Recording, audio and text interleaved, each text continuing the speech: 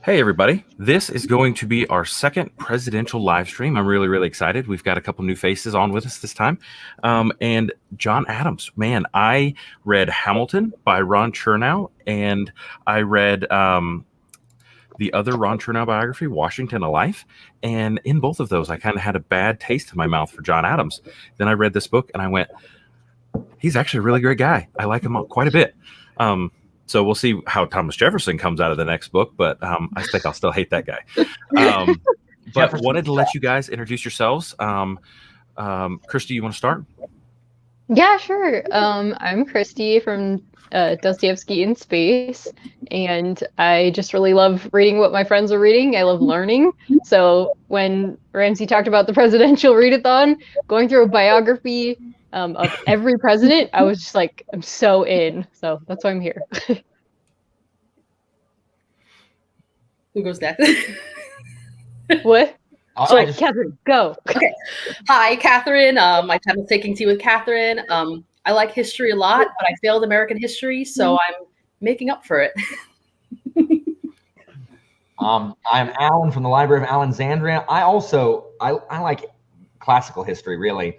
But the period of U.S. history that I like is the history surrounding the Second Continental Congress and the Revolution. So I am a John Adams enthusiast, and 1776 is my favorite movie. I have probably seen 1776 more than any other movie, except maybe Cool Runnings, because I watched it. That once. I think it's second only to Cool Runnings, which is comes in at a nice 90 minutes instead of 180. Yeah.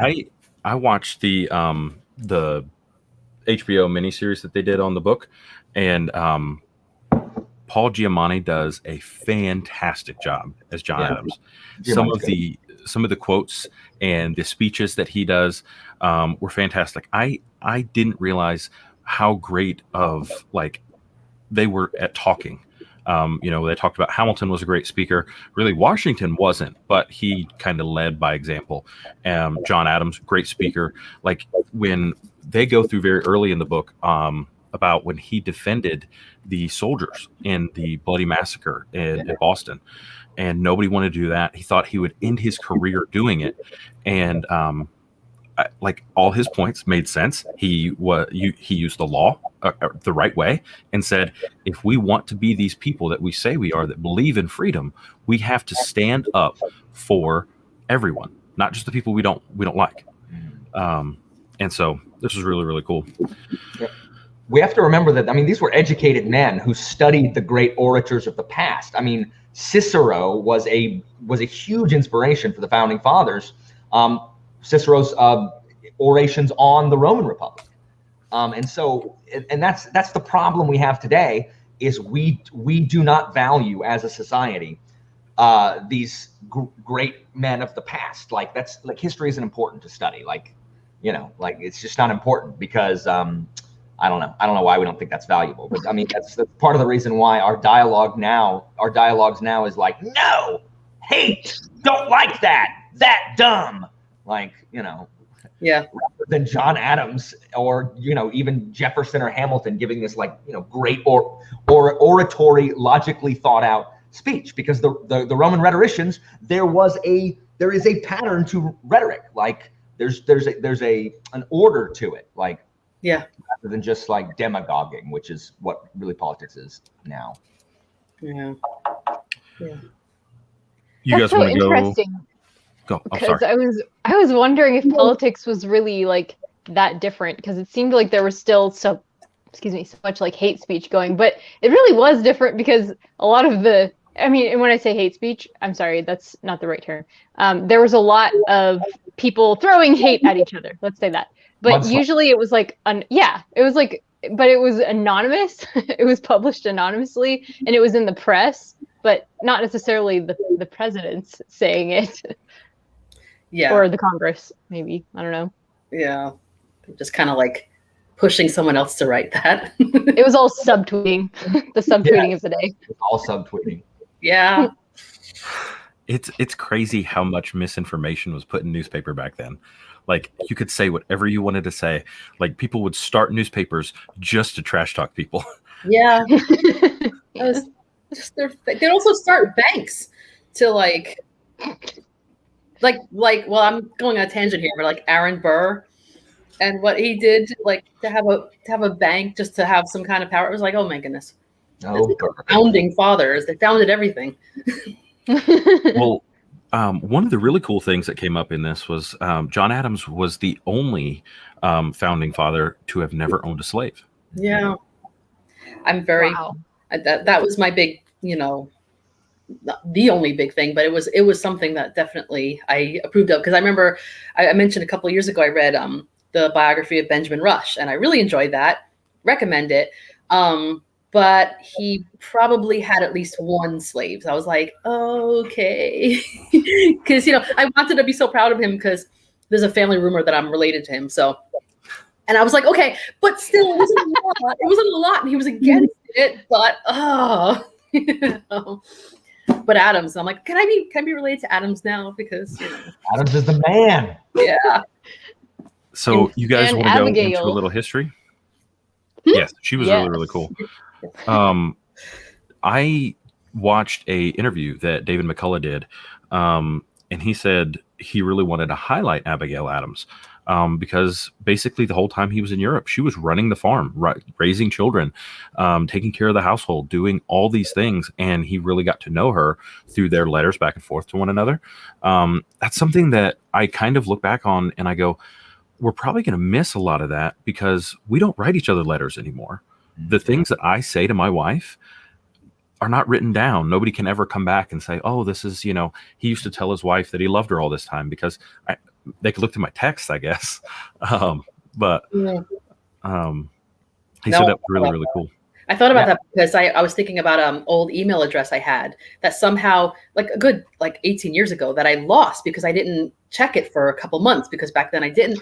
And they said, okay, in order to get back on, you have to pay like $20. So I just let it go. So all the correspondence I did at one point in my early 20s on email, which wasn't that, short, you actually write letters, gone. Letters are, the letters between Abigail and Adams, that's part of the reason that we know so much about his life was these letters. And it's the same way, the biggest primary source for like the first century BC at Julius Caesar's time is Cicero's letters to his friend outside of Rome. That's why we don't know very much about Caesar when he was a kid, but it's these letters that people write each other that get preserved that are just like really, really good windows into these periods of history. And you're right, Ramsey, like what are we going to have with, without these letters that we're writing back and forth, Yeah. It seems like being a practicing historian involves lots of letter reading and diary reading. Yeah, it feels kind of weird. Like it's very, very personal. I just wanted to note too that the only reason I really remembered John Adams at all was because I've consistently heard Abigail's letters quoted in various books that I've read. It's just like part of my pop culture education. So I was really looking forward to getting to know her, and I was not disappointed. Oh, fantastic.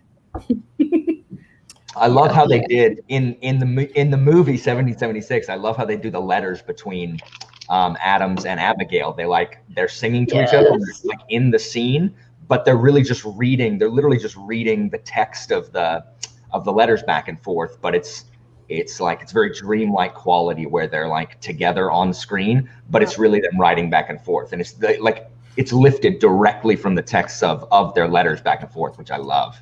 I didn't know that. That's even better. I already loved it. I got to see that. Oh, you do. Like the guy who wrote the book, the script of it, is a history teacher, and he wanted to write a history musical, and so a lot of the dialogue is literally words that they said in the Continental Congress, because it's based on the letters from there, and all of the dialogue between Adams and Abigail comes directly from their letters. So it's really, really it's really good. Yay. If you guys want, I wrote down a bunch of facts about his early life. John Adams was the second president of the United States. He was born October 30th, 1735 in Braintree, Massachusetts. He died July 4th, 1826 in Quincy, Massachusetts. Same day as Thomas Jefferson on the 50th anniversary of the signing of the Declaration of Independence. That's so bizarre. Yeah. He was married to his wife Abigail from 1764 until her death in 1818. He was the first president to only serve one term, and he was the first president to have a son who was also president. He was also the first president to live in the White House. Yeah. You know, when I was a kid, I remember he was the only one who had a son. Oh. Dating myself here. I'm a bicentennial baby, so don't do the math. But but yeah, that was the learning about when he died. You know where I learned it from? Drunk History. I learned way too much from Drunk History, but I don't want to hype up a show too much, but it did make me curious about a lot of things in American history. So I ended up looking it up. So there's a benefit there. Yeah, I just always knew about the feud because I've loved Adams ever since I was in AP European History in 11th grade. AP U.S. History in 11th grade, and we got bonus points if we went out and rented 1776. And so there was one copy in the next town over at a Blockbuster, and I rented it and I kept it on rent, and everyone came over to my house to watch it and get them bonus points. And I got all the triangle trade questions right on the test because there's a song in it about the triangle trade. And since then, I had my own VHS. I wore it out because I watched it so much. I got the DVD that didn't have the extended scenes. It had all the scenes that Nixon made them cut. And then I got the extended edition. And I've seen that movie so many times. But like I always knew about the feud between Adams and Jefferson. And so like that's how I knew that they died on the same day. And Adams's last words were like, Jefferson survives. I hate you, Jefferson. I hate him. It should have been Jefferson sucks. And then he died. Those have been better words. The thing that surprised me was Washington and Adams both fought a lot with Jefferson. And then as soon as he was done with the war, he was even quoted in the book saying, no, he's still my friend. He just wanted power, and he did what he wanted to get power. And then as soon as he was out of office, we were friends again. And they wrote letters for the rest of their lives to one another. You know, so crazy that so weird. He was able to just let it go. He was like, no, he's my friend. You know, John was a very forgiving person in his old age. I think back then it was like, that was just like the way it was done. Like you say what you need to say, like you just throw all this shade to get what you need done. And it's not personal, it's business, right? And so when it's, when it's over, it's like, I did what I had to do. Like, I get it. I would have done that too. I thought it was really funny in the Washington biography. Washington, when he wrote letters, he would say friend or dear sir or dear friend. And Thomas Jefferson, he referred to him as that man.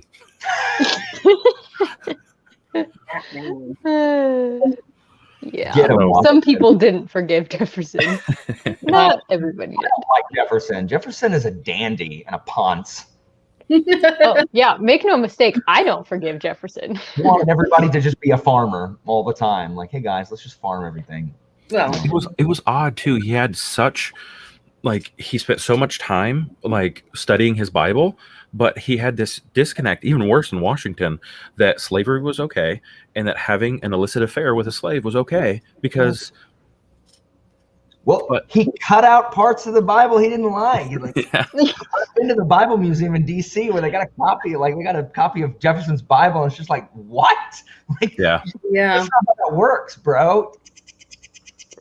That's a lot of editing. He had his library that's in the Library of Congress is pretty amazing though. That was, I got to go to DC a couple of years ago, and it's that's the one thing I've always said that I've liked about Jefferson, and of course John Adams, is that book love. It's hard to dislike someone entirely when they love books. And they were brilliant. These were smart men. Yeah. So the biography, it said that John Adams wrote in the margins like he was talking to the author with disagreements and things like that in the margins. And they said sometimes that he wrote more than the original author wrote in the books that he had. That's why he didn't donate his books to the Library of Congress. Yeah. The one with Mary Wollstonecraft, because I'd read that her and her daughter last year, and I just love that he had an entire like conversation going with her for a while, probably after she was already gone. And he just was like agreeing and disagreeing with all kinds of things. I'm like half an annotator and half not wanting to write in books, so I kind of feel both, because I think they said that Jefferson sometimes would like highlight in like light pencil. I'm a little more like that, so I guess I have a little bit of a Thomas Jefferson. I've started doing the little tabs. Tabbing. Yeah, that's the best. You can tell when I only tabbed like the first half of it. Oh yeah. It was so hard to find my place in the physical book that I switched to the ebook. Oh. After listening, I mean. My library sent me the audiobook, because it's so much easier for me to do nonfiction and audiobook. And it was like an abridged version. So all of a sudden a female narrator would pop in and be like, okay, and so now we have the Washington presidency, and then, okay, his presidency, like completely skipped 8 years of the book. I'm like, whoa, what? This is ridiculous. I can't listen to this. So I had to turn it back in and just read it the rest of the way. Yeah, I read it. I usually fall asleep with audiobooks. One day when my eyes finally give out on me, I'm gonna have to do audiobooks. I think I'm waiting for that time. I had bifocals as a kid, so Benjamin Franklin. I drive so much, like, it's an hour to work, and then I'll work on while I'm working on the elevators. I'm driving back and forth because I'll go work on one, then I'll drive to the next one, and then when I'm on call, every call is an hour. Oh. Each there and back. So some days I got like 7 hours in the car. So might as well use it. I haven't been in a car in over a year. Oh wow. I'm a New Yorker, so this is I've been in a bus, I've been in a subway, but I've not been in a car. So I don't really have a lot of opportunity to listen to audiobooks. I don't usually on the subway because I don't like to not hear things, when I'm out and around, just for my son. But just a little tie-in there. What Adam said about New Yorkers, I kind of got a kick out of. I just wanted to read what he said. He said, "They talk very loud, very fast, and all together. If they ask you a question, before you can utter 3 words of your answer, they will break out upon you again and talk away." And I'm like, am I like that? Oops. It is interesting that at that time, like in the constitutional period when they were working on the convention and stuff, the different portions of the colonies had like such different opinions on various things. And a lot of it had to do with whether they were using slavery as their like on their plantations or just exporting and stuff. But like it is interesting, like I wonder if those are all stereotypes. Like, were the New Englanders as like John Adams seemed to think that the Christians there were like really closed-minded about a lot of things and stuff like that, or is that like a stereotype? Was that true? It's just interesting, filtering through his perspective. I think he had a very positive view of people from Massachusetts, and then everybody else was kind of like, I just want to go back to Massachusetts. People like Massachusetts are still like that. People from Massachusetts, they still think that. That's true. So he went to Harvard when he was 16 in 1751. He wanted to be a soldier, but he decided to be a lawyer instead. His interest in the independence may have started with James Otis Jr. when he challenged the legality of a search of his home without notice or reason. Adam first fell in love with a girl named Hannah Quincy, and he almost proposed to her, but that didn't work out. 9 years later, he met Abigail.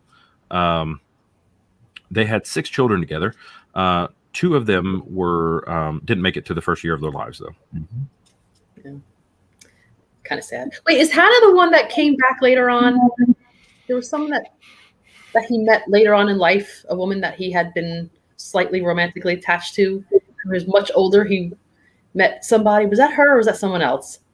I think you're thinking of Washington, because he had Sally Fairfax. Oh, I don't know. I don't know much about Washington. I didn't read the Washington book. I don't know. Okay.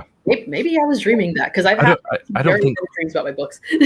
I don't think John Adams had a woman late in life. He might have. I don't. You not had a woman, just like met a woman again, like, you know, like talk to her again, like in person, and I think something like that. I don't know, but you said late in life, like when he was like late 80s or something, and very old. Yeah, there was like it mentioned that in the book that he said something about, you know, oh, we could walk through Cupid's Grove together or something. And she's like, we did walk through Cupid's Grove together. Yeah. It was like uncomfortable for the viewers because it was like, oh, all right, awkward. I'll just leave you to it. Yeah, but I liked what he was on. He went to Harvard. I wonder how easy that was then compared to now. It was a much smaller school back then, and he went in at 16. So, and there weren't a ton of universities. There weren't a ton of colleges back then. You know. Anyway. Yeah. Alan, in 17. Oh, go ahead. Sorry. I don't know. Was Yale around yet? I'm not very. I mean, it was really the Ivies because William and Mary was around. So I think a lot of the Ivy League schools were there at that time. Yeah. And I don't really know if there was much else. Yeah, I know Columbia was in existence in New York, except it was King's College. Mm-hmm. So then, it's probably Yale was probably there. Give me 2 seconds and I can find that info. Yeah, it was founded in 1701, so it's there. It was there. Yay, I guess. I don't know. In 1776, there was a moment where, like, of rivalry between the schools where Jefferson and Adams went. Like, Jefferson went to William and Mary's. Is that what it is?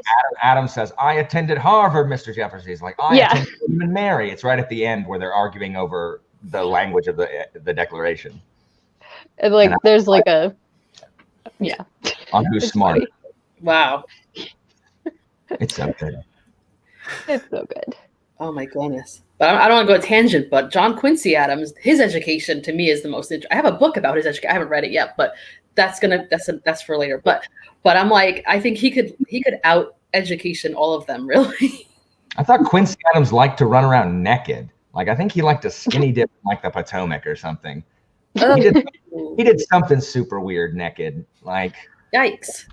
He was supposedly a wonderful Secretary of State and a subpar president, from what I've kind of heard. That's a rip. Awesome. Interesting. Does anybody want to talk about the Stamp Act? I was going to read a part in the book about the Stamp Act, and then if anybody wanted to talk about it. Okay. I mean, it's just another way. It's another way the British Crown forced the American colonists to pay for Britain's foreign wars. Like no wonder they were ticked. They're like what? Like, why are we footing the bill for crap you're not even doing here? And so it's just like make sure you get your card stamped, make sure everything that goes through gets your card stamped, you got to pay for it. They just, like Adam says, they gulled, cullied, and diddled these colonies with their illegal taxes, Stamp Acts, Sugar Acts, Townsend Acts, Tea Acts. Oh, don't get me started on the Tea Act. So this is interesting because I've already started the Jefferson biography, and probably because he was such a fan of, I don't know. Anyway, it mentions in there that, well, actually defending the colonies was quite expensive. It was like, that is not what I heard at all in the Adams biography. There was no defense of Britain. Jefferson. I didn't know much about the Stamp Act. So when they described it here, they said, starting in November, nearly everything written on printed paper other than private correspondence and books, all pamphlets, newspapers, advertisements, deeds, diplomas, bills, bonds, legal documents, ship papers, even playing cards were required to carry revenue stamps. Mm-hmm. Some cost as much as £10. Ooh. So yeah, no wonder they were mad. Yeah. Like back then, £10 for it's ridiculous. One letter. That's a lot. How did Abigail afford writing to John? Well, personal correspondence was not part of the Stamp Act. Oh, okay, good. But everything else was. Yeah. Anything professional. Yeah. He actually stated, the revolution began in the minds of Americans long before any shots were fired. Oh yeah, definitely. Wow. I've always wondered, do you think you would have been revolutionaries, or have you ever thought about would you be loyalists during the time? I am a revolutionary now. I already knew that one. 100% would have been a revolutionary. I'm a libertarian, so I still think taxation is theft. See, we're at the barricade here. Where are you, Christy? We're in Congress shouting down Hancock. It would probably depend on what Kevin thought, because he would convince me into it. But I tend to be very much like okay with the crown defending us, from foreign invaders and costing some stamp money. But I imagine during the time it would have felt very punitive. So, hearing their debates. Is Kevin going to be Dickinson and be against this whole thing? You're going to have to sit down, Dickinson. I have no idea what I would have been at that time, because I probably would have been dead, because I would have been in bed. So true. Me too. I probably would have been so sickly that you would have been telling me about these things, and I would have been like, okay, that's fine, but I'm in bed. So smallpox. Yeah. Oh yeah. Oh my goodness. When they were describing that smallpox vaccination, I was like, compared to what we have to deal with now, that is, that was a nightmare. Yeah, they would inoculate their family by bringing someone sick into the house and letting everybody else get sick. Yeah. It was very painful when I was reading that part. I was just like, yeah, no, I mean, yeah. No. Yikes. In the HBO documentary, if that's what smallpox actually looked like, with the big like boils on the face, yeah, that's gross. Super deadly. Yeah. It's so common back then. I don't know, like, well, even before that, it was Elizabeth I, and that's England, but she had a smallpox. She survived it, but I was like, that used to do people in for years. But anyway, yeah, I'm a hypochondriac. If you ask me a question, it's gonna be about being sick, probably. Someone said YouTube videos in the comments. They do now. They tax every video we watch. We'll get you, Elizabeth II, and your 92-year-old self. Oh, 94. 94. Oh man. Guys. I need QE2 to live forever, because I don't want King Charles. Like Queen Elizabeth has been queen forever. Like, she was the first queen of England, as far as I know. And so, like I can't imagine England under a king again. Like, some of the scenes between him and the king, like, they had a lot of things in common, but could you imagine going there and having to be a representative of the country that just broke away and stand in front of the king? Yeah. Like, so awkward. Well, fortunately, Adams didn't really shrink away from confrontation or conflict. He was kind of a bullish personality, a little unpleasant, which I like. But I mean, I can't imagine how awkward that would be. Yeah. So we just overthrew your reign. We're the first colony to break away from the parent stem in the history of the world. Peace. Let's make a treaty. And I think Rich has got a point here. I would not be surprised if Scotland breaks away and Northern Ireland break away when the Queen dies. Yeah. I'd be so sad. I guess they can break away. I mean, I'm not in the UK. I don't have any stock, but Scotland's been trying to do it forever. They just needed a really good reason. Yeah. So. Yeah. I thought Brexit was their reason. They're like, yeah, we're going to stay in the EU, and Britain, you can leave, but we're going to stay. So, Ireland definitely had that point. They did not like the Brexit. I'm not sure how Scotland felt. I think Scotland wants to stay. Yeah. You go ahead, UK. And UK's like, well, we're leaving soon. Like, it's gonna be real soon. It was like that Homer Simpson meme where he's like trying to back out of the but like the hedge is too stiff and he couldn't get out. Yes. Yeah. Oof. That's a whole other thing, yeah. All right. We kind of mentioned it. The Boston Massacre was a situation where a mob was confronting British soldiers and were throwing sticks. They had clubs, and they were throwing oyster shells at the soldiers. And someone, not Thomas Preston, the captain of the unit, said to fire. And so they did. 2 men shot. I didn't write down how many people died in the Boston Massacre. I got it. I was thinking 5, but I could be wrong. A lot were injured. Killed 3 people, wounded 8. Yeah. And then 5 ended up dying total. 2 of those people died. Catherine. Catherine wins the Jeopardy. So really the start of the war. If we most likely that is the shot that started the war. And I know Washington actually referred to it when they took Boston back in 1776. I got something, page 66. What is it? Boston Massacre. The following day, 34-year-old John Adams was asked to defend the soldiers and their captain when they came to trial. No one else would take the case, he was informed. Hesitating no more than he had over Jonathan Sewell's offer for royal appointment, Adams accepted, firm in the belief that no man in a free country should be denied the right to counsel and a fair trial, and convinced on principle that the case was of the utmost importance. And he actually got Thomas Preston off. 2 of the soldiers were convicted of manslaughter, and they were sent back to the UK. Yep. He did not mind making himself unpopular for his what he not. believed. He was really worried it was going to end his career as a lawyer. It said like half of his clients left. It's like, whoa. Yeah, that was a risk. Don't you? Yeah.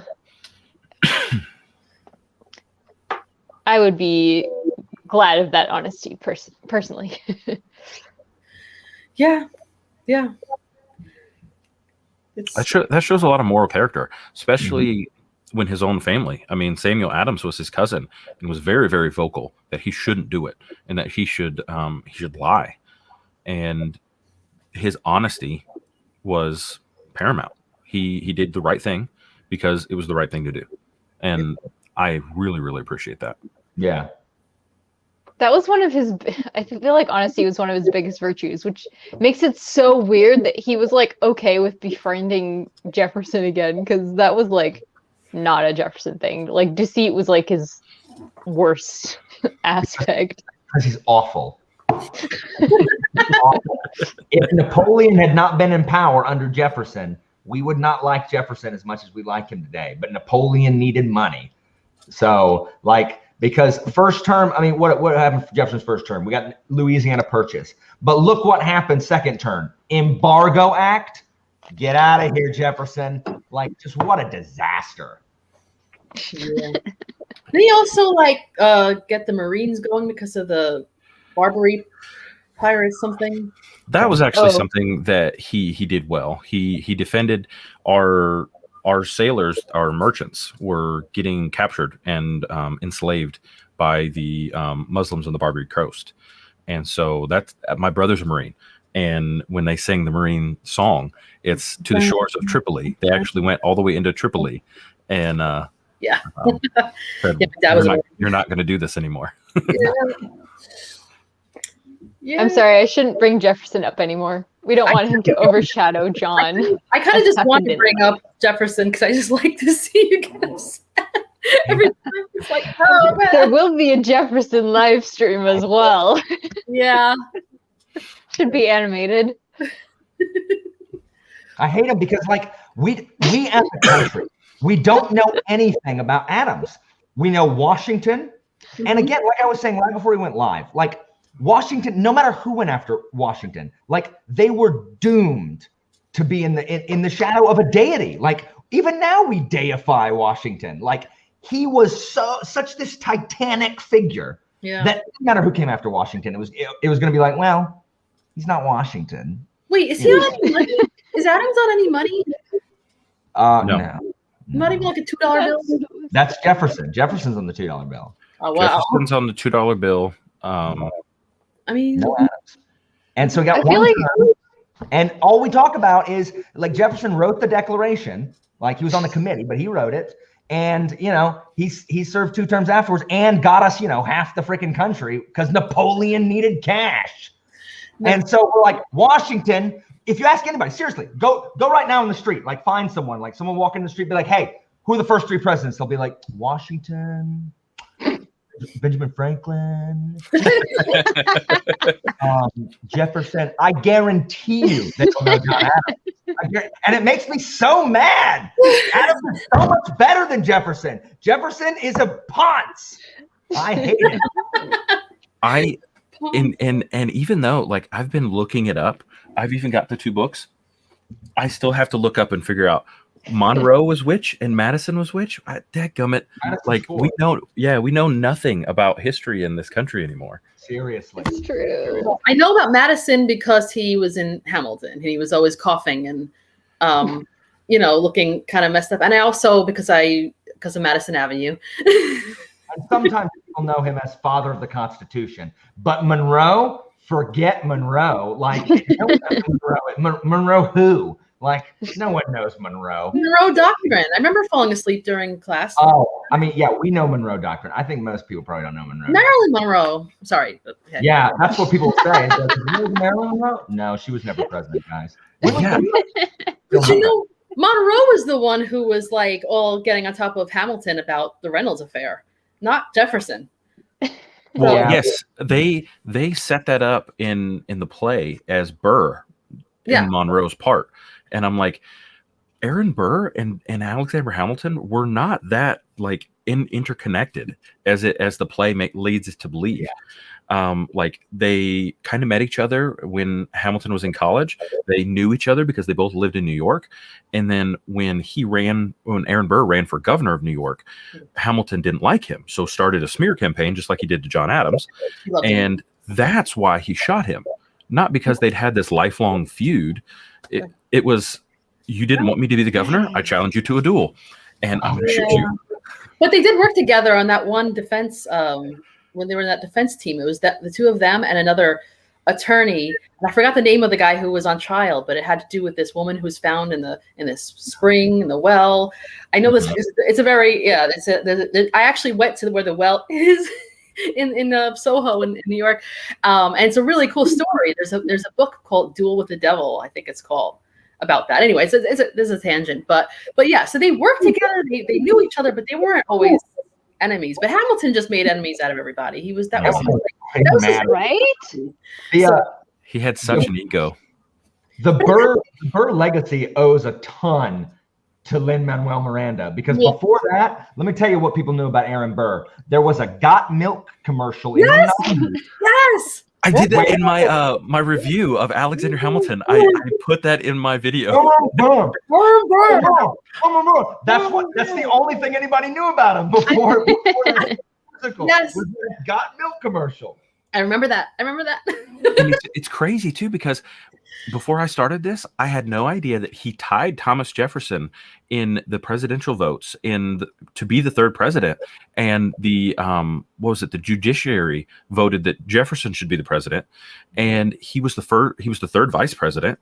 I mean, he was a huge part of the government, and all I knew was he shot Hamilton. I knew he was the president, but that was just like a vague thing. I had read about Hamilton earlier because I used to work on Wall Street, and so sometimes I would pass by the Trinity Church, and I saw the grave all the time of Hamilton because it's right there. You just walk by, like on the street. So of course I did a little bit of reading because I'm a nerd, and so, but I'm not like extensive research. But so I think just because I'm that kind of person that does like to look things up, I knew a little bit about Burr. But yeah, you're right. I think aside from the milk campaign, he would have been completely. He's not mentioned that much in John Adams' book either, because not really, not that important. But we all know, and I'm the darn fool that shot him. Right? How come we don't do the president, like the second place becomes VP anymore? Like, why don't we do that anymore? Oh wow, that would be something else, wouldn't it? That was one thing that they talked about. Adams and Jefferson was maybe the only time that the vice president was not of the same party as the president. Yeah. So he was a Federalist, and Jefferson was a Democrat. Yeah, it's confusing. I know Adams didn't really. I don't think he was extremely party oriented. Like he didn't. Yeah, he seemed to go with like what Washington set up. Yeah, he was just like, well, okay, I am this, but I will agree with whatever I will agree with, which is fair. But I don't know. I don't even know. Well, I guess Jefferson kind of did make that party. The worst. Destroys everything Washington wanted to set up. Jefferson is responsible for all the ills of this country. It's all Yeah, but they say he brought mac and cheese to the United States. I mean, he did buy a bunch of land, but only because Napoleon needed money. Thank you, Napoleon. And the swivel chair. Yeah. I mean, The swivel chair. The swivel chair. I do like the swivel chair. That's right. Yeah. Okay. So this contribution to Americana. So as we jump back to Adams, yes, Adams was actually the one that nominated Washington as the general for the Continental Army. He fought the hardest to actually succeed from Britain. A lot of the Congress that went to Philadelphia, they didn't want to secede from the nation. He fought on the floor for it. Thomas Jefferson actually said, I wrote it down. Where'd it go? Adams was the pillar of the Declaration support and on the floor of the Congress. Its advocate and defender against the multifarious assaults it encountered. And the independence was confirmed. And Adams asked Jefferson to write it because he didn't think he could write it as well as Jefferson could. Mm-hmm. Jefferson could write. Mm-hmm. Not much of a speaker. The clips I've seen from the the Adams, I haven't seen it all through because it's not on Amazon anymore. That's probably a good thing too. But anyway, all you ever see is everybody talking in the Congress, and you always see Jefferson like very silent, listening. That was the thing. Sorry, go ahead. No, that's it. That's it. He was gonna write, but he wasn't gonna say much. Yeah. He let other people do his talking for him. He was a backstabber. And he let them believe that he agreed. Adams had no problem talking for people. Adams got this. Yeah. I think Adams wasn't all about even puffing himself up either. Like he would support people. He would only go against somebody if it was something he did not agree with. But he wasn't like he knew the value of friends. Yeah. He would have been a good friend. Yeah, I think so. Adams wrote to Abigail that July 2nd will be a day that will be celebrated by the whole country for years to come. That was the day that they succeeded. The Declaration was signed on the 4th, but the actual vote, which was really, really cool, they wanted a unanimous vote to declare independence. The New York legislature, the people of New York decided to abstain, so New York actually didn't vote to courteously. And the biggest two guys that were fighting against it was a congressman from South Carolina and Philadelphia. And the guy from Philadelphia said, I understand that everybody is against me now. I cannot, he wouldn't show up to cast his vote. So Philadelphia, under Benjamin Franklin, declared independence. So it was kind of a cool. Dickinson then went on to fight for the revolution, though he did not sign the Declaration. He went on to fight in the war on the side of America. Yes. Yeah. What was that other guy? Rutledge wanted slavery. Rutledge was like, if you take slavery out, there's going to be no independence because we're going to get slavery.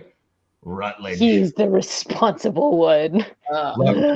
South Carolina, the Carolinas, the South, the Deep South was not letting go. They were not going to let go. And it's that so bothers me weird so much. Ugh. You look at it for me. It was not a good economic system. Like just looking at monetary reasons, it was such a poor way to go about. Imagine they paid for the initial buying of the slave, room and board, food, clothing, medical care. If you hired an employee, you would have half of that cost. That person would work harder because they would have pride in their job. If you didn't feel they were doing their job, you could fire them. I mean, Washington complained about it through his whole biography that he didn't like how slaves worked, but he wouldn't give up on them because they cost money. So he was such a miser that he wouldn't free his slaves until he died. Washington is a cheapskate.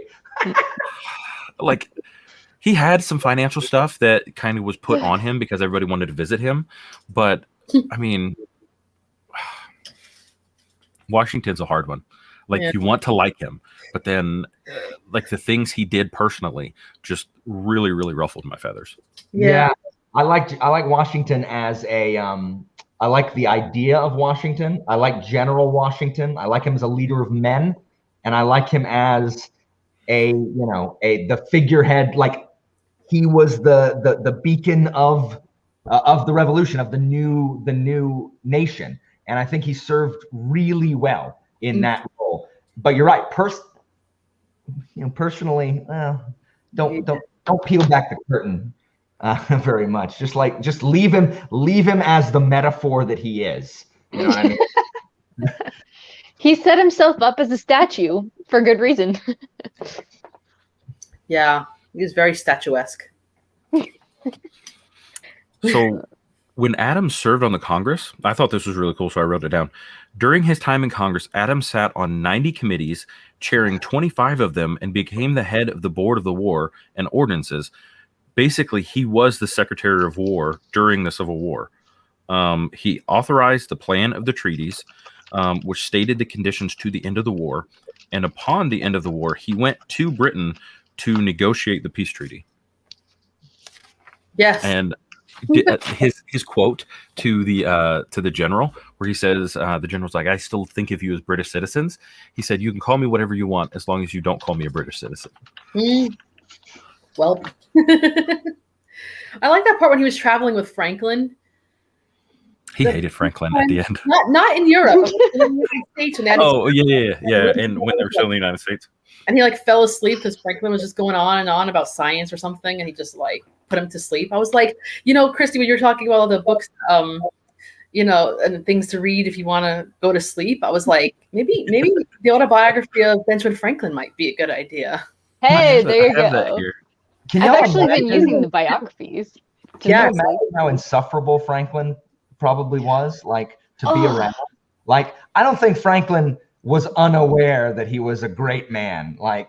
Imagine how insufferable that man was. Oh, yeah.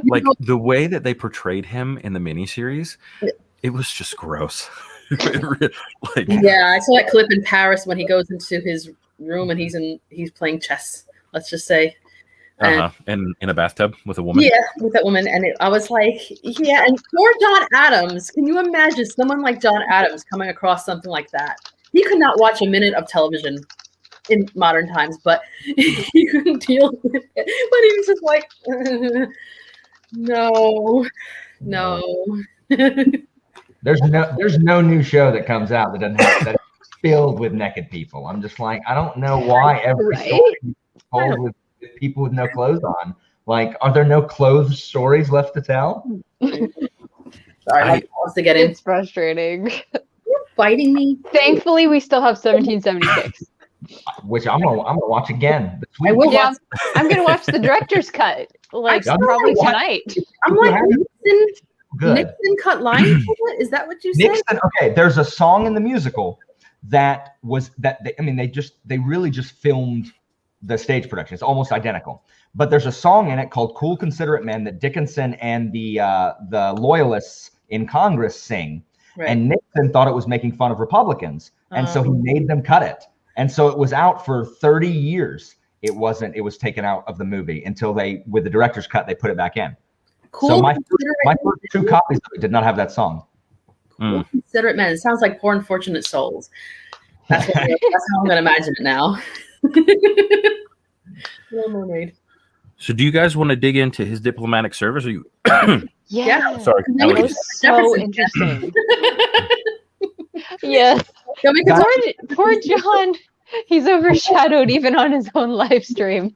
I just love, you know what it is? Because it's during that time. I didn't realize that portrait of Jefferson was taken in England, though. That was painted, I should say, taken like a picture.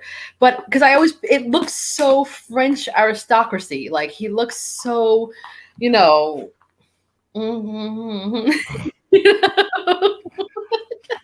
John Adams never looked like that, even when he was over there. I don't think he could pull that off in France, in England, in Netherlands, Holland. Holland, yeah.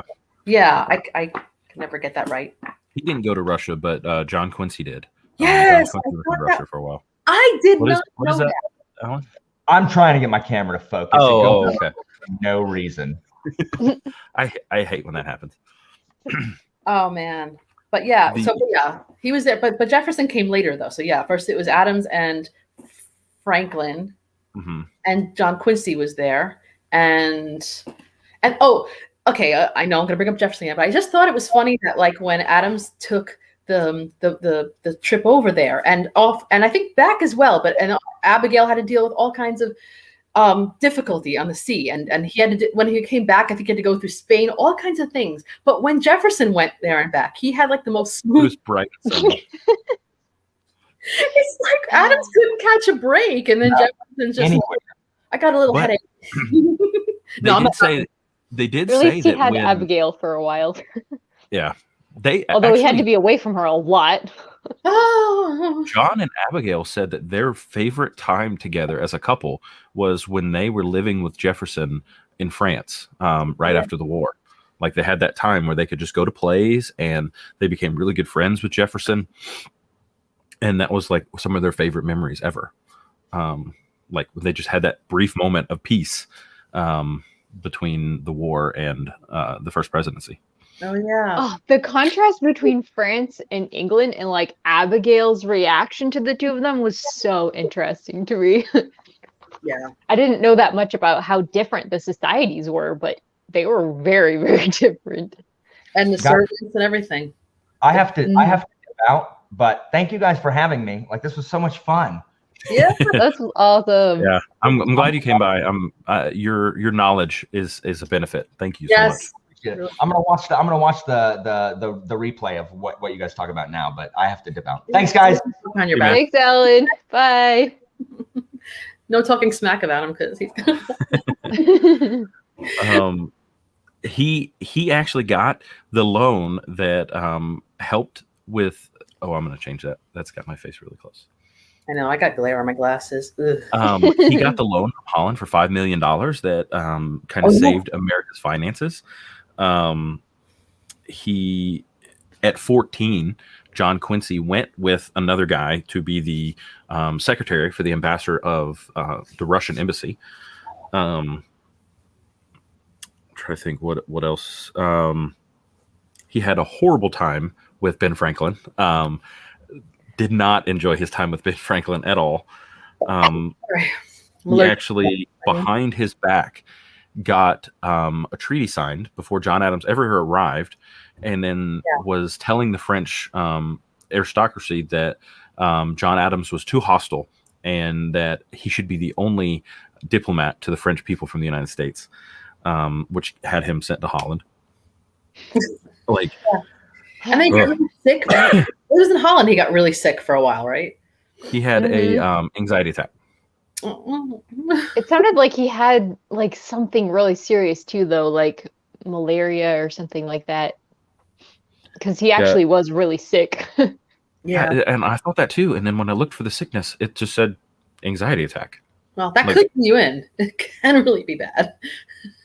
I had a panic attack that brought me to the cardiac unit one time because it was that bad. And then I was in the hospital overnight, and guess what I had to read? The Art of Power. Oh no.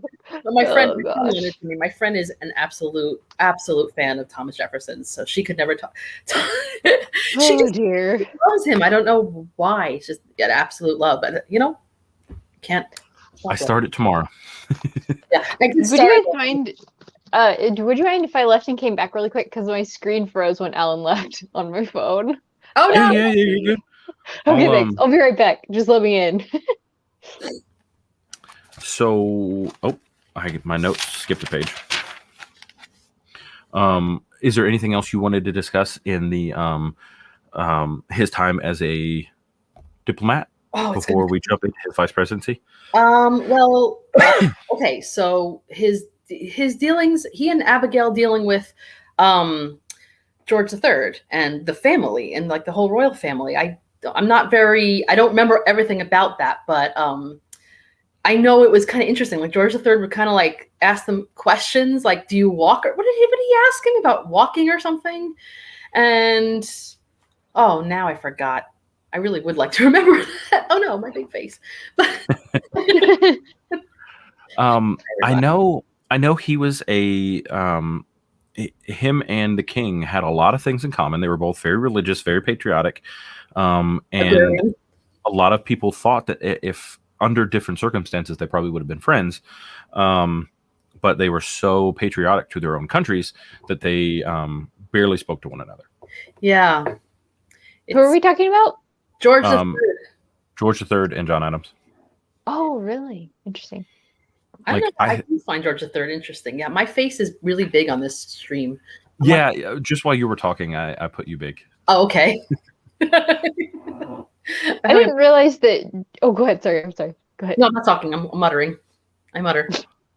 Okay. I mutter. No. That's hilarious. I was just I didn't realize that John and the king actually had like that much time together. Like I thought maybe I'm thinking of Abigail's experience where she had to like wait for hours to see them and stuff like that. Yeah, I think that's like to remember that part. It didn't say that they had a lot of time together. It's just that they had a lot of things in common, is what it said in the book. Oh, okay, interesting. Yeah, I always, because I've read about George III because I've read about almost all the monarchs, and he was kind of different. They used to call him Farmer George because he was really into like agriculture and stuff. Actually, the name George means farmer, kind of. Oh. Kind of cool. But and I think because John Adams obviously had a farm, he was probably knowledgeable and that sort of thing. He probably could have a lot to talk about. Even Jefferson could have had a lot to talk about with him, but that would have been another thing altogether because Jefferson did not like the English one bit, like at all, except for Shakespeare. Oh, interesting. Except for Shakespeare, they went to visit Shakespeare's house and took it apart from the chair or something. They did some like real fanboy moments there. That's kind of cool. So in this book, unlike the Alexander Hamilton book and Washington, they didn't talk about the Articles of Confederation, which kind of because he was not in the country when they were doing the Articles of Confederation. Yeah. So he was elected. He just got back, basically. He'd barely been in the country for very long at all, and got back and was almost the president. He had, did I write it down? I think he had 68 votes, and Washington had 92. But probably the reason that he didn't have a lot of votes is because Alexander Hamilton ran a smear campaign on him to try to keep him from becoming the first president and challenging Washington. Yeah, I think that was more not to defend Hamilton every minute, but like I think that was more because he wanted to support Washington than against. Yeah, in the although it didn't feel that way to John. No, it did not. And I think I would have felt the same way. I understand what he was doing, but it was definitely he was trying to hold up the demigod kind of, or the god on earth appearance of Washington, which I understand why. When the country was still trying to unite. But I just feel like at every single turn, John got like looked over, overlooked, in like not necessarily insulted right out, but often insulted right out, like by Benjamin Franklin. Yeah. I just didn't understand.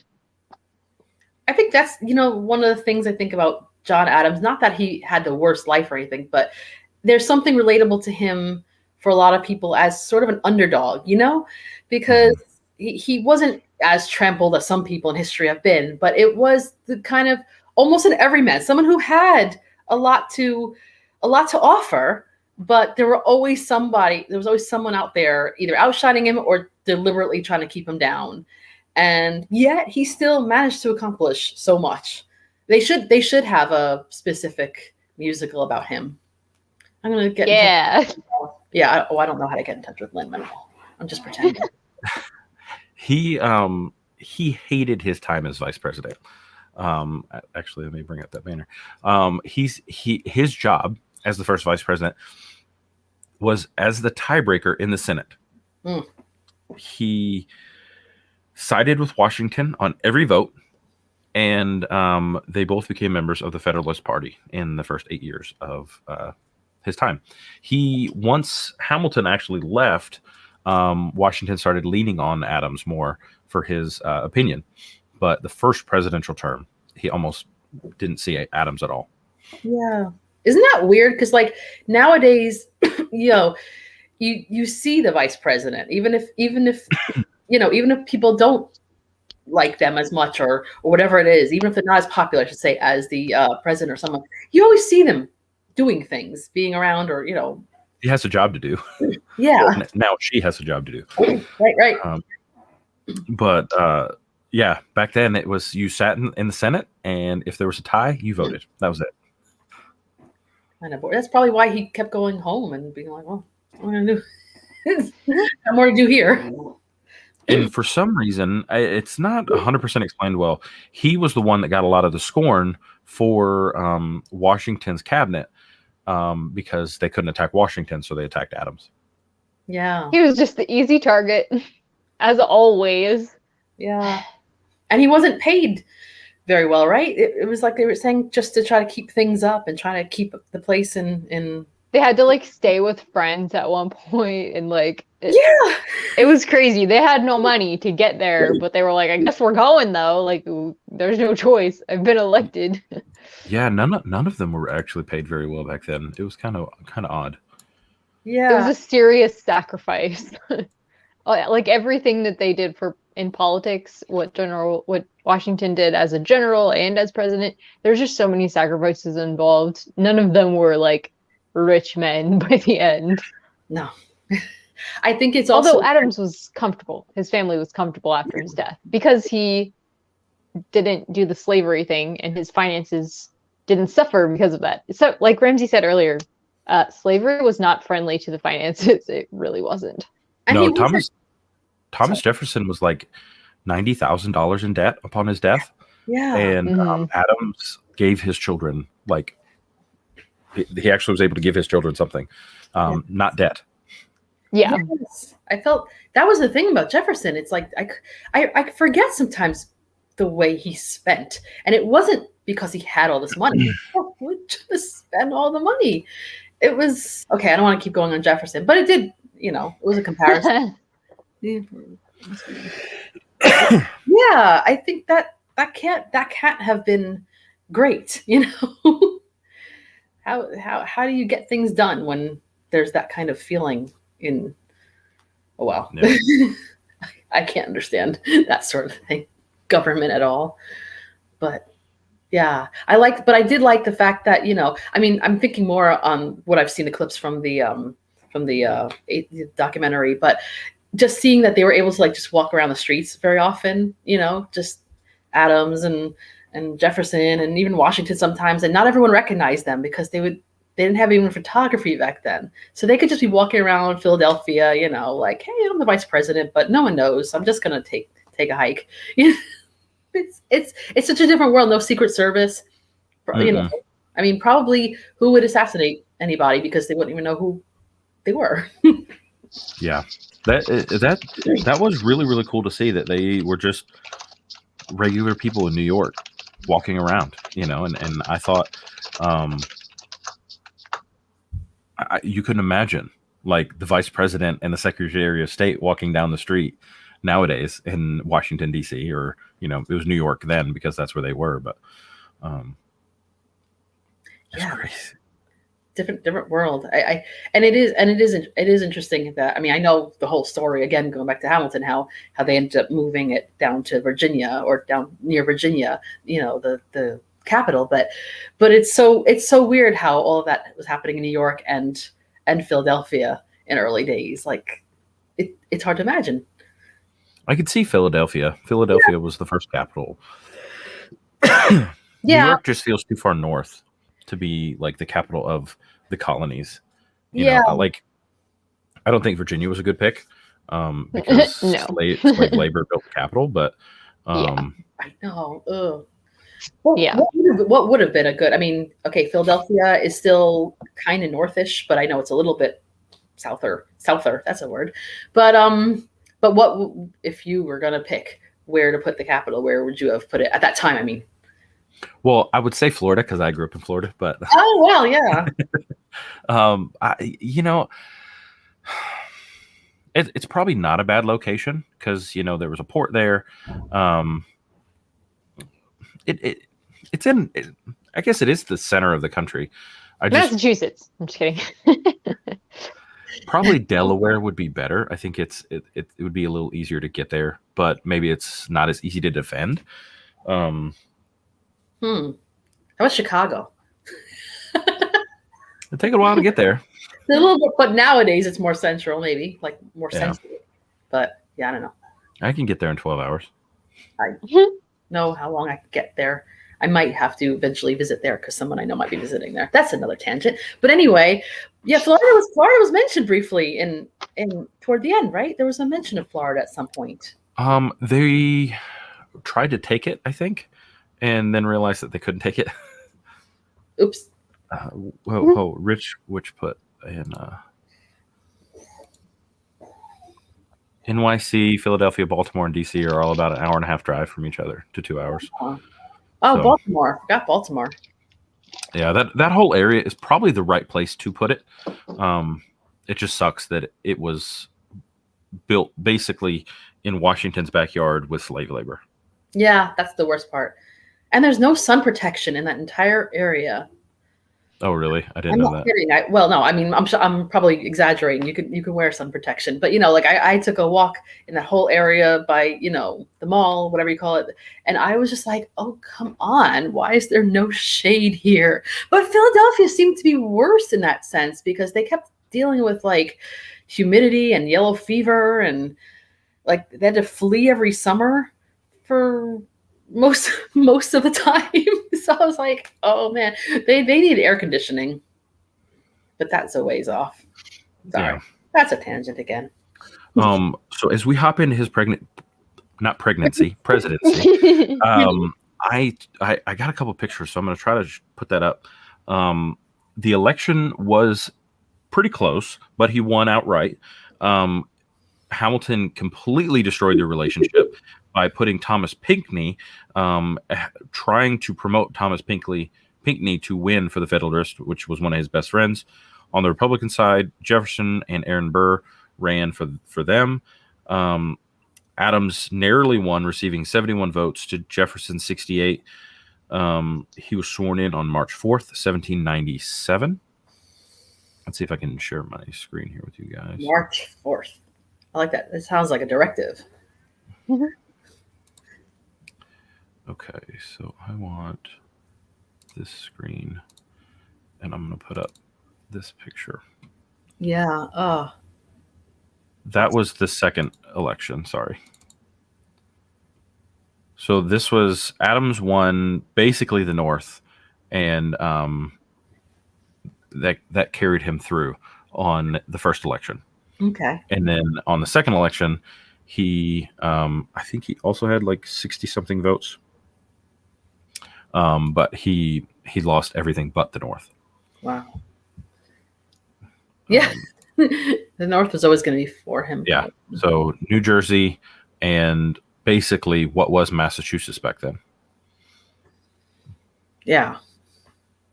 Because Massachusetts was huge. Yeah, what is it now? It's like Vermont and New Hampshire or something? Vermont and New Hampshire broke away and became states very early on during Washington's presidency. And then Maine, I think during Adams' presidency.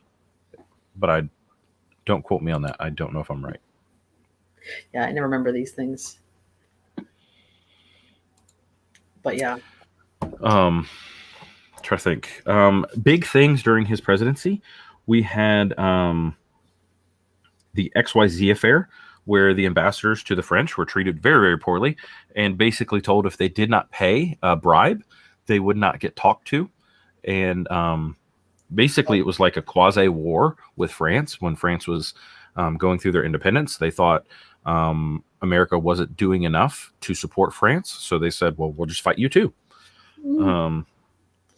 That was rough. Actually, everything with the French Revolution also caused division in the United States because some people wanted to get involved. And Adams, I think he really did understand that kind of involvement would have been destructive. We wouldn't.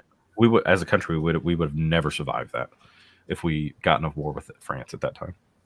That would have been rough. He was very smart to just keep it like on a different place. We will not be allies in war. We will be allies in other stuff that has nothing to do with war. Yeah.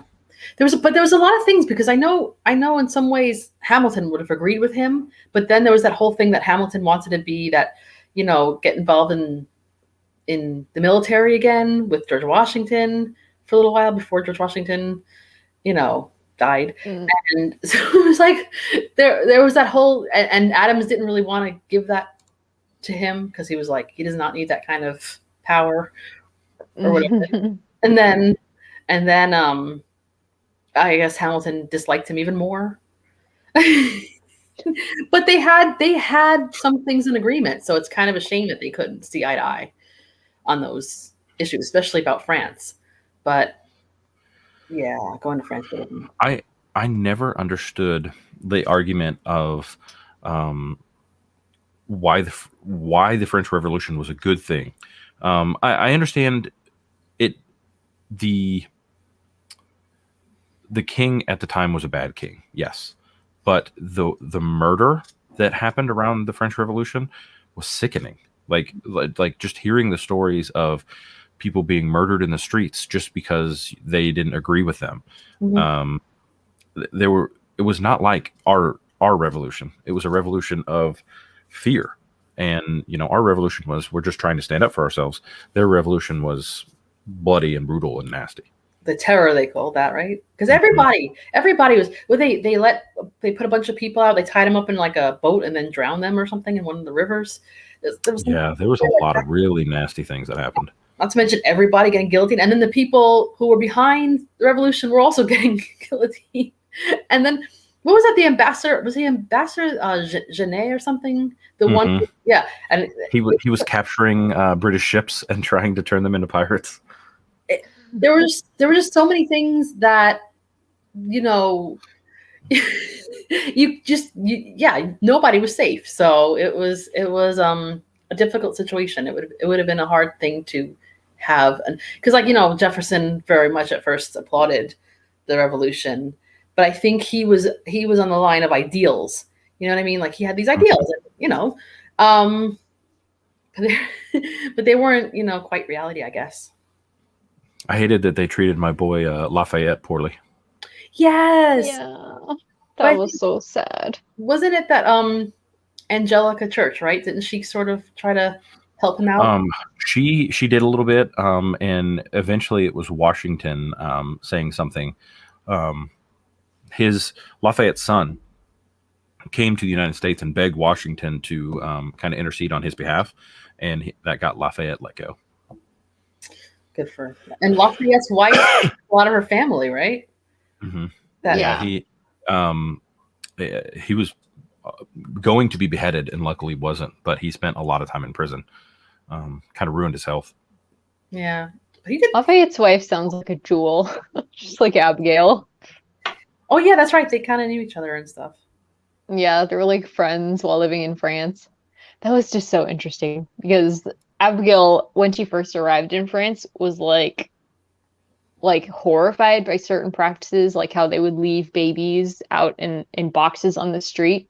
You know, does somebody want this baby? The parents don't want it anymore, and like they would die of exposure or end up in an orphanage. But and she was just kind of horrified by some of the overt sexuality. But by the time, you know, that like it doesn't seem like it took that long for her to really warm up to the French. The women in particular, like they would act like life was a stage. Like they were just like, because they were born with the stage, you know, as such a large part of their lives, they would just be really well-spoken and beautiful and treat life like a stage. And so when Abigail met Lafayette's wife, they became such good friends, and she was part of the reason why Abigail was really sad to leave, actually. Even though they were all very homesick for America, like Abigail never got over her homesickness.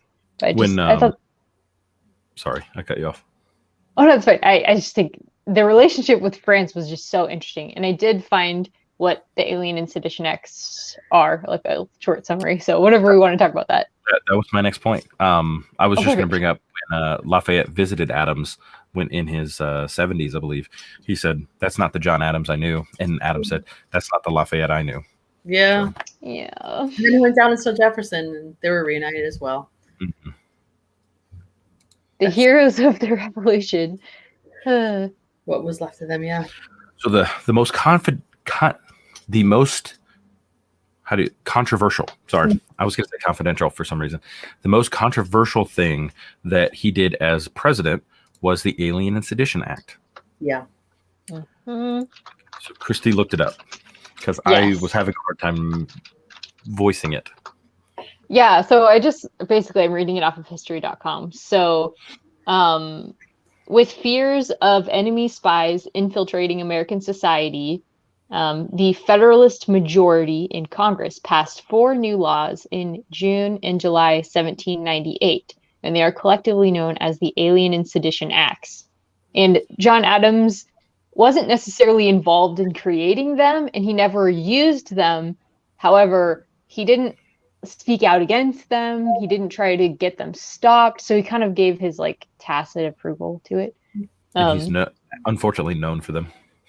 Yeah. Yes. It was on his watch. So if you know, right. If he should have done more. Yeah. But he like justified it to himself, saying it was wartime and there can't be like, okay, so here's what they are. This is why okay. With the Naturalization Act, Congress increased residency requirements for U.S. citizenship to 14 years from 5. Many recent immigrants and new citizens favored the Republicans, so obviously that was like a direct thing against the Republicans.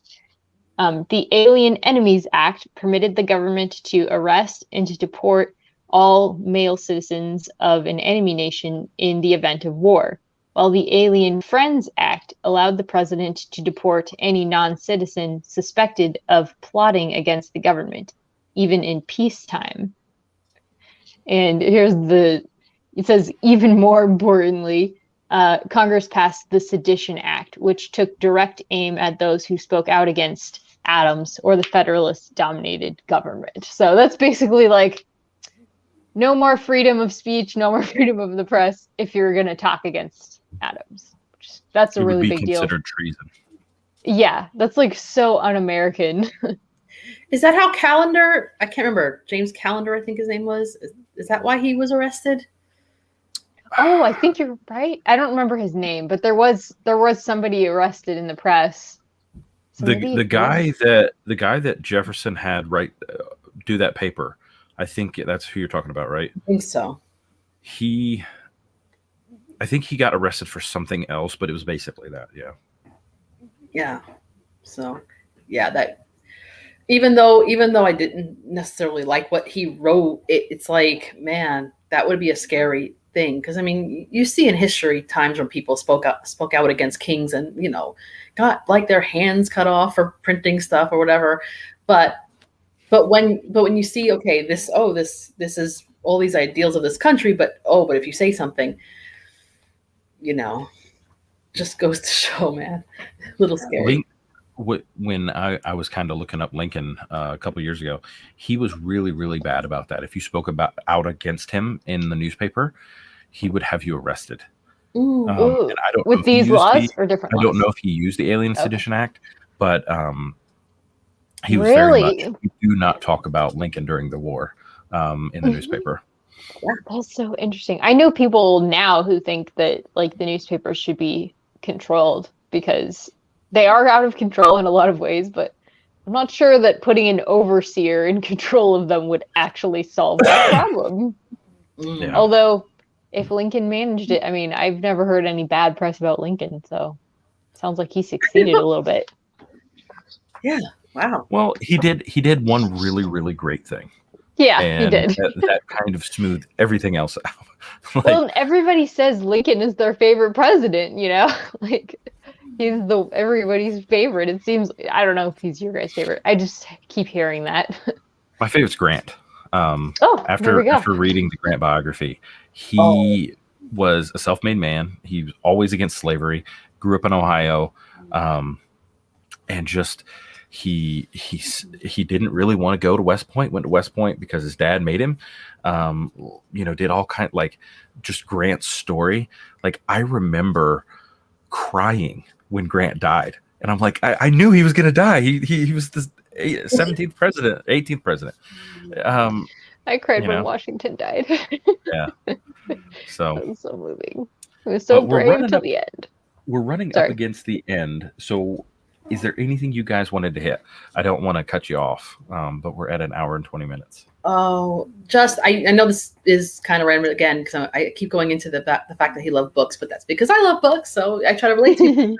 I don't like politics so much, so I like to talk about those other things, So I liked when Abigail made that book room for him, and then it got spoiled, but it was still, he would still go there for like the rest of his life, and I was just like, she was such an amazing wife in so many ways, even in those little things. Like, she was in the big things, but in the small things, I think really that she was the star of the book. But I also liked at the end of the life, I liked his correspondences, like first again with Rush, and then when Rush got him back together with Jefferson, and he's like, I had a dream that you guys kind of made up. And, it was so weird to come up with that, but he kind of orchestrated their becoming friends again.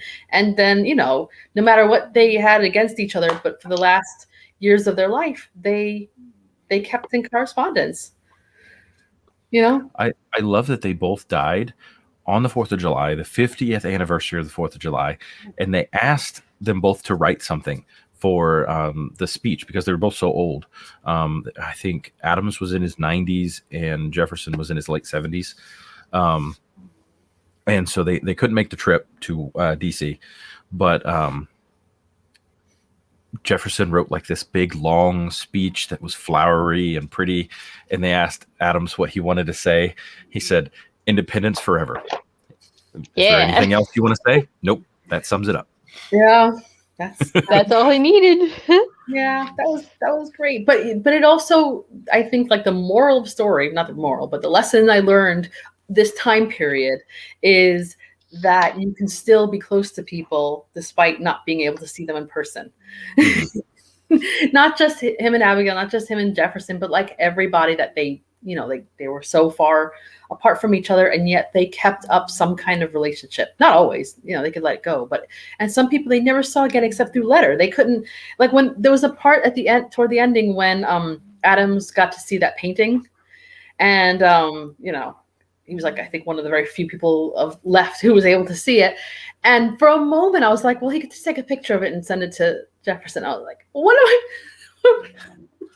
This is like you can't believe how, like, you get upset now with all the COVID restrictions, and you're like, well, there's so many people I can't see. I can't just go and see somebody that that I would normally be able to see at least a couple times a year. But I'm like, in those days, there was no right to complain. I know, it was just letters. That was it. It was just letters, not even a phone. So I gotta. I was thinking about that a lot because we live in Georgia, And last week I drove from Georgia to Texas and drove from Houston to San Antonio to Dallas and back to Georgia. Sorry, that's where my sister lives. And we did that in 8 days. You know, imagine trying to do that on horseback. That's months. You know. Yeah. Sorry. So like it was a cool trip with the kids. You know, but that is I should have hitchhiked because my sister lives in San Antonio. Like visit my sister. But yeah, I know. We saw the Alamo. The Alamo was pretty neat. Yeah, that's where I actually like the Alamo. I know it's a different part of history, but I'm not, I don't know much about it, but it's a cool place. It's so weird because right in this like very touristy area, there's like a little shopping center. There's like a Ripley's, like a Madame Tussauds type of situation, like right there. We'll get there for Polk's presidency. Yeah, and a Haagen-Dazs. So anyway, it's just a weird spot. I made a joke about if I was gonna get ice cream there, I would get something a la mode. Okay, I'm done. Because I'm really corny, and but yeah, no, the travel, yes, and the intercontinental travel. Like I get very seasick, so my hair's really bad, Ellen. That's why I got the hat on. Yeah, no, like I've complained about having to travel, like when I've gone to London, and I'm like, oh, I gotta take a red eye, and it's so long, and I gotta take a, Dramamine, and reading these kinds of books makes you so thankful for like modern medicine, for modern travel, like so many things. It's just like I probably wouldn't have survived back then for sure because I have an autoimmune disease and there were plagues going around. I'm immunocompromised. It's like I just wouldn't have survived. So I'm very thankful. It helps me like cope reading this kind of stuff. Did they even you think of like the child mortality rate back in the day, because like you never heard about peanut allergies. Well, what if it's because those children just all died? It's like things that we've now come so far that we can save these children's lives, and it used to be they just died. Oh, whatever. And they probably didn't even know why. Yeah. It was just like one of those diseases you don't know. It's true. Yeah. And as a kid, I had strep throat a number of times, and I had an operation that if I didn't have it, I died much younger. And I'm thinking, that's why I always say, like, if during that time, where would you have been? I'm like, Dad, come on. Or at least very like, very bedridden at the very least. So yeah, I mean, you say you have to appreciate it. Some people say, oh, I kind of wish I would have lived in old times where they did things slower. They appreciated things. Food was maybe more organic or whatever. Yeah. And I get that, but I'm like, you personally could not have lived back then. You as a person, the way you were brought up now, you know what I mean? Because if you were brought up then, you would be a different person. And that sounds weird, but you would have been mentally brought up differently, whatever. Especially, women would have been brought up very differently. If you were not white, you would have been brought up differently, So yeah, it's kind of hard to say, oh, I wish I was born in the wrong time. It's like, no, you were born the year you were born. That was the right time. Yeah. But I like that's such a good point. Yeah. That's such a good point about people who aren't white. It's like, you probably don't ever hear them talking like that. No, I don't. Because like I said, my friend who loves Thomas Jefferson, sometimes I'll talk about time travel. But she's like, I couldn't time travel because they wouldn't do it very well. I'm like, because that's sobering. Well, no, because I love Doctor Who, and there was an episode. That's good. Yeah. There was like a couple episodes where he traveled with like women who were black, and they would go somewhere, and people would treat them terribly. One of the later doctors, Peter Capaldi. There was the one where the guy spoke to the girl he was with, and he said all kinds of horrible things, and the doctor just punched him. It was like the best part. It was like Victorian times, So nice. There was that one where it was David Tennant took what was her name? Maggie? Martha. Martha. He took her back to Shakespeare, and Shakespeare was like hitting on her.